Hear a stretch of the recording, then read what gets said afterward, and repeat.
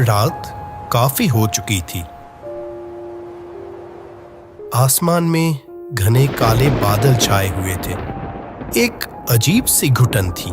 Bus stand पर अकेले खड़े हैं एक बुजुर्ग, अखिलेश माथुर, बरेली के एक मशहूर पब्लिकेशन हाउस कहानी दर्पण के जाने माने संपादक। उफ, आज लगता है किस्मत ही फूटी है। काम निपटाने में इतनी रात हो गई, ऊपर से आसमान में बादल भी छाए हैं। कभी भी बारिश शुरू हो जाएगी। सामने ही बुक फेयर। दफ्तर में अभी काम का खूब दबाव है। प्रेस में आखिरी वक्त का काम चल रहा है। सब संभालते हुए अखिलेश जी को वक्त का ख्याल ही नहीं रहा। जब देखा कि 9:30 बज रहे हैं, तब होश आया। दफ्तर से बस स्टैंड आने में ही आधा घंटा निकल गया। वैसे बाकी दिन वो शाम 6:30 तक ही घर के लिए निकल जाते हैं। तभी अचानक बस के हॉर्न से अखिलेश जी का ध्यान टूटा। देखा, सामने खड़ी है 85 नंबर बस। इस बस से वो जाते नहीं है, क्योंकि इसके स्टॉप पर उतरने से घर पहुंचने के लिए उन्हें 15 मिनट ज्यादा चलना पड़ता है। अगर ये भी छोड़ दी तो और मुसीबत। वो 81 नंबर बस अब कब आएगी, उसका कोई ठिकाना नहीं। एक तो इतनी रात हो चुकी है, ऊपर से बारिश भी आने वाली है ना। बस से उतरकर थोड़ा चल ही लूंगा।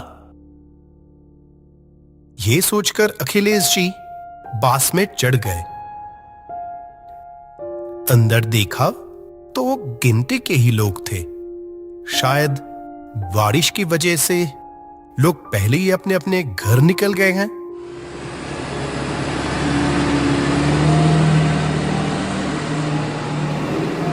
बस के बिल्कुल पीछे जाकर एक खाली सीट पर बैठ गए अखिलेश जी। अचानक ख्याल आया, घर पर सब परेशान हो रहे होंगे। अपना मोबाइल निकालकर उन्होंने घर पर फोन लगाया।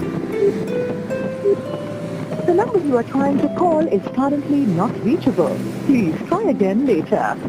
उफ, ये है इन मोबाइल फोन की हालत। जब ज्यादा जरूरत तभी नॉट रीचेबल। इस बस में नए लग रहे हैं।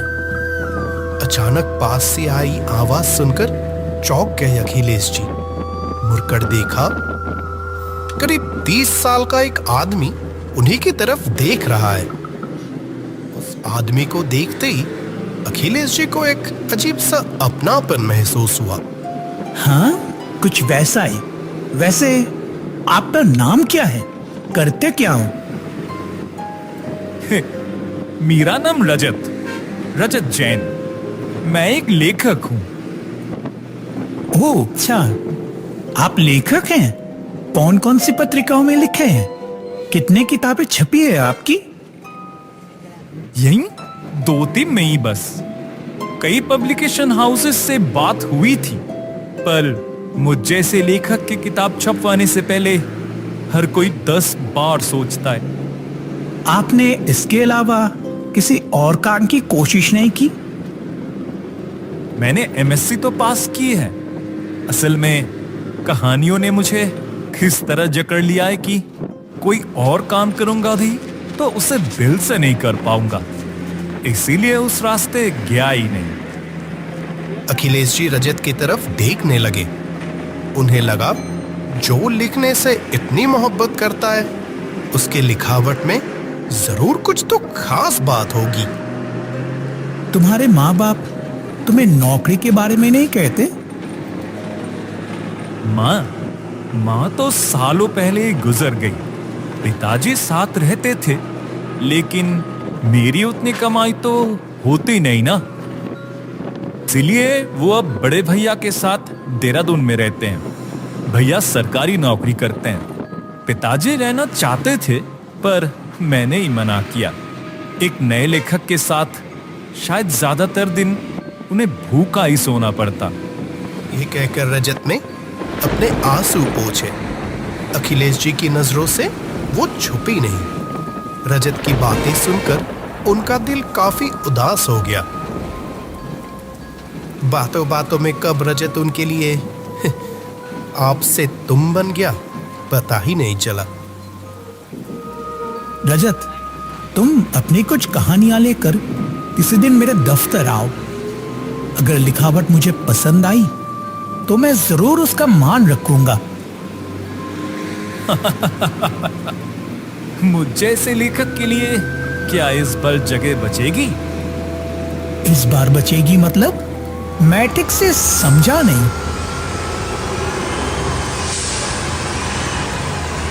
साहब, आपका स्टॉपेज आ गया, उतरिए उतरिए। रजत कुछ कहने जा रहा था, तभी कंडक्टर की आवाज से अखिलेश जी का ध्यान टूटा।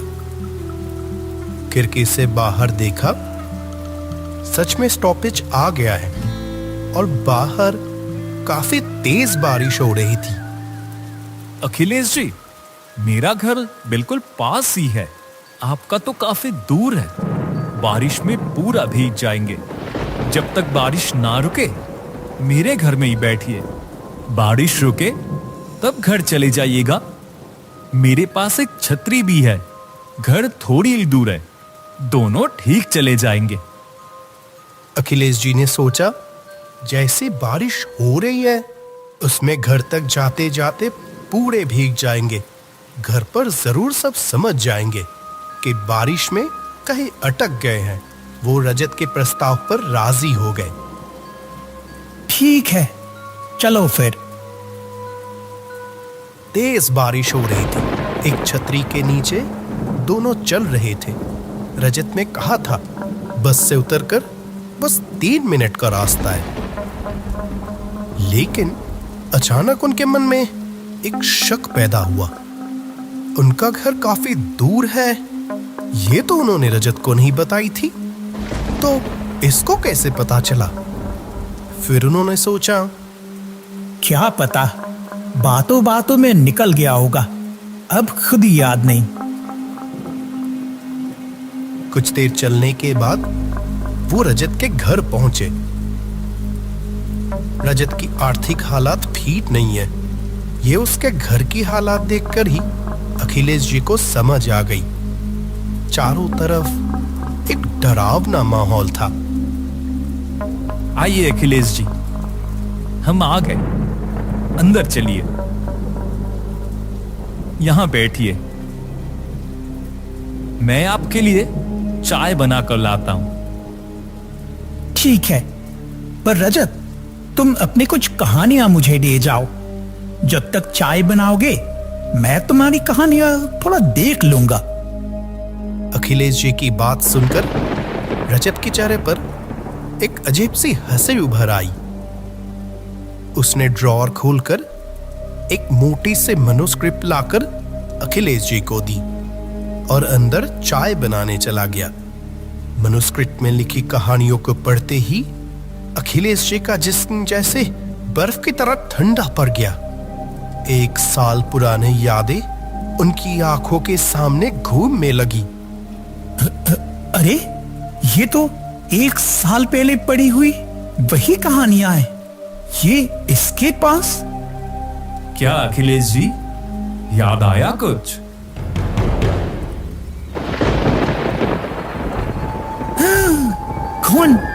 कौन हो तुम? मैं वही रजत जिससे आपने 1 साल पहले वादा किया था कि उसकी लिखी कहानियां किताबों में छपेंगी, लेकिन एक मशहूर लेखक की किताब छपवाने के चक्कर में आपने मेरी मेहनत को ठुकरा दिया था। तुम वही रजत हो? हाँ, मैंने पूरे दिल से कहानियां लिखी थी। ये मेरी कहानियां आपको पसंद आने के बावजूद उस मशहूर लेखक को खुश रखने के लिए, अपने कंपनी का नाम रखने के लिए आपने बार बार मेरी उम्मीदों के साथ खिलवाड़ किया था। थोड़ा समझो रजत, मेरे पास और कोई चारा नहीं है, लेकिन हाँ, मौका मिलते ही तुम्हारी कहानियां मैं जरूर छपवाऊंगा। और कितने बार यहाँ वहां भटकू अखिलेश जी, मेरे घर की हालात ठीक नहीं है, पैसों की बहुत कमी है। आप इस बार कृपया कुछ कीजिए अखिलेश जी। आज तुम जाओ, अभी मैं कुछ नहीं कर सकता, अगली बार कोशिश करूंगा। बार बार आपके उस झूठे दिलासे ने मेरा दिल तोड़ दिया साहब। आपके दफ्तर से निराश होकर लौट रहा था मैं। पैसों की कमी, घर के ये हालात, इन सब में तब मुझे ख्याल ही नहीं रहा कि चलते चलते कब बीच सड़क पर आ गया। जब होश आया तो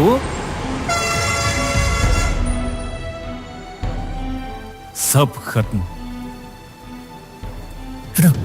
रजत, मुझे माफ कर दो। आप मेरी कहानी नहीं छप पाएंगे, ये पहले बता सकते थे ना। मेरे साथ ऐसा क्यों किया अखिलेश जी? क्या नए लेखक अपनी काबिलियत से मशहूर लेखकों के बराबर अपनी कहानी नहीं छपवा सकते? रजत का वो खौफनाक चेहरा धीरे धीरे उनकी तरफ बढ़ने लगा। डर से अखिलेश जी का दम घुटने लगा। एक पल भी वहां रुके बिना वो जान बचाकर घर के बाहर भाग निकले। बारिश तब तक थोड़ी रुकी थी, पर ज्यादा जहनी दबाव के चलते कुछ दूर भागने के बाद ही बुजुर्ग अखिलेश माथुर बेहोश होकर जमीन पर गिर पड़े। साहब, उठिए, यहां जमीन पर क्यों पड़े हैं? वो घर, रजत का घर, सड़क के किनारे। ओ, वो घर? हाँ, उस घर में रजत नाम का एक आदमी अपने पिता के साथ रहता था। 1 साल पहले रजत तो एक बस एक्सीडेंट में मारा गया ना। उसके बाद उसके पिताजी भी यहां से चले गए। पर वहां अभी भी रात को रोशनी जलती हुई दिखती है। कहते हैं वो घर भूतिया है। उस तरफ रात को कोई भूल कर भी नहीं जाता। आपकी किस्मत अच्छी है जो आप जिंदा बच गए। इन लोगों की बातें सुनकर अखिलेश जी के अंदर ठंडी सी एक लहर दौड़ गई। अचानक उनके नजर जमीन पर गई। वहां वही मैन्युस्क्रिप्ट पड़ी थी और कोई बात ना बढ़ाकर अखिलेश जी उस मैन्युस्क्रिप्ट को लेकर अपने घर लौट आए। घर पर सिर्फ इतना बताया कि कल रात तेज बारिश के कारण वो किसी एक दोस्त के घर अटक गए थे। उसी साल अखिलेश जी ने रजत की लिखी उन कहानियों को किताब के रूप में छपवा दिया। उसी साल वो किताब बेस्ट सेलर बन गई। उससे जो पैसे मिले, उन पैसों को लेकर रजत के पड़ोसियों से पता निकालकर अखिलेश जी सीधा देहरादून जाकर वो पैसे रजत के पिताजी के हाथों में सौंप दिए। मुझे माफ कर दीजिएगा भैया। आपका बेटा सच में एक बहुत बड़ा लेखक था। हमें उसकी कीमत सही से कभी समझ ही नहीं पाए। मुझे माफ कर दीजिएगा। हुनर कभी दबा नहीं रहता, लेकिन कभी कभी उस हुनर को रोशनी में लाने के लिए बड़ी कीमत चुकानी पड़ती है।